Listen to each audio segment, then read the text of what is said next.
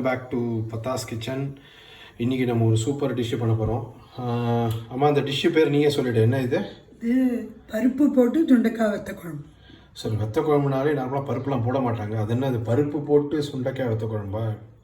அது ஒரு அது டிஃப்ரெண்ட்டாக இருக்கும். சரி, என்னென்ன பொருட்கள் எடுத்து வச்சுருக்கேன் இதுக்கு ஏற்ற ஐட்டம்ஸ்? தேவையானது புளி கரைச்சி வச்சுருக்கேன். எவ்வளோ புளி கரைச்சி வச்சுருக்கேன்? எவ்வளோ போடணும்? ஒரு பெரிய லெமன் அளவு. ஓகே, ஒரு பெரிய லெமன் சைஸ் புளியை கரைச்சி தண்ணியாக மட்டும் எடுத்து வச்சுருக்கேன். ஓகே. கடுகு, வெந்தயம், சுண்டைக்காய் வத்தல், உப்பு, மஞ்சப்பொடி, சாம்பார் பவுடர், கருவேப்பிலை, நல்லெண்ணெய், பெருங்காயம், பருப்பு, துவரம் பருப்பு வேக வச்சு.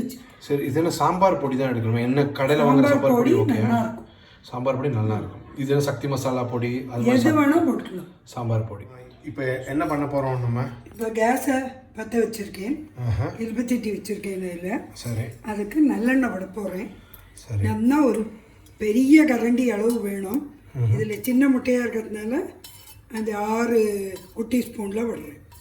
அதாவது ஒரு நல்ல ஒரு 2-3 ஸ்பூன் நல்லெண்ணெய், நல்ல ஒரு கரண்டி தாராளமாக விடணும். சரி சரி, தான் நல்லா இருக்கும். அதில் ஃபஸ்ட்டு சுண்டைக்காய் வத்தலை போடுறோம்.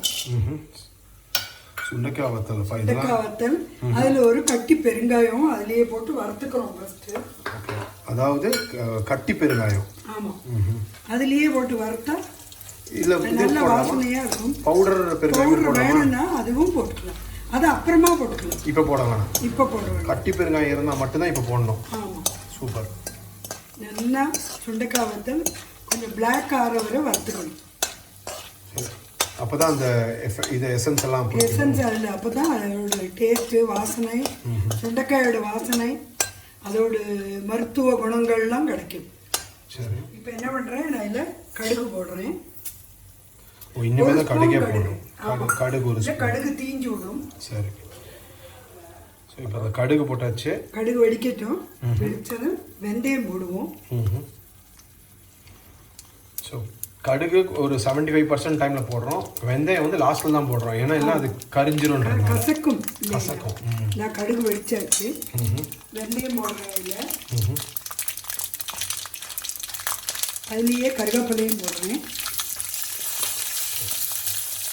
இந்த டைமில் புளி தண்ணி விடுறேன். அதில் புளி தண்ணி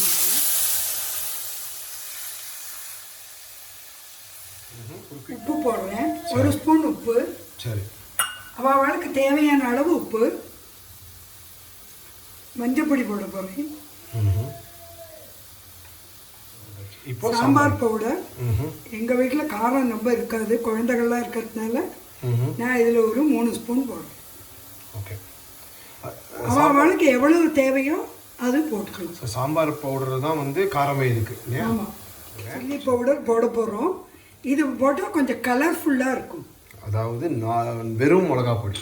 ஆமாம், சாம்பார் பவுடரும் போடுறோம், அதில் கொஞ்சோண்டு ட்ரை சில்லி பவுடரும் போடுறோம். அப்போ தான் வந்து கொஞ்சம் நல்லா கலர் கிடைக்கிறதுனால வந்து நம்ம எல்லாத்தையும் மிக்ஸ் பண்ணி கொதிக்க வைக்கணுமா? கொதிக்க வச்சுருக்கோம். இது வந்து நல்லா கொதித்து புளியோட ஸ்மெல்லு, மிளகா பொடியோட ஸ்மெல்லாம் போகணும். அந்த ரா ஸ்மெல், பச்சை ஸ்மெல் போகணும். அது நல்லா கொதிச்சதுக்கப்புறம் பார்க்கலாம்.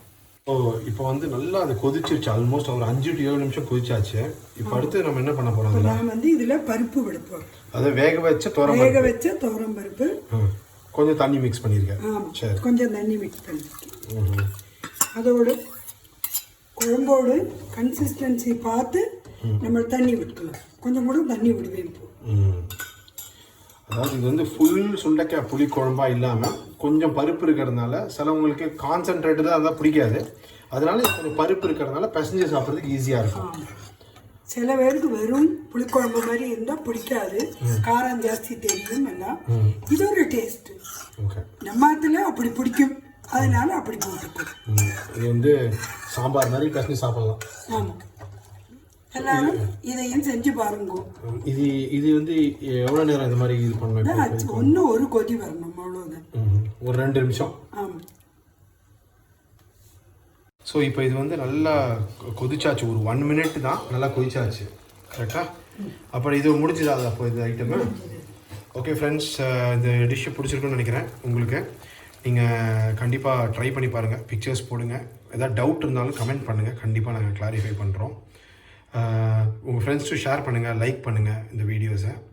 Thank you so much.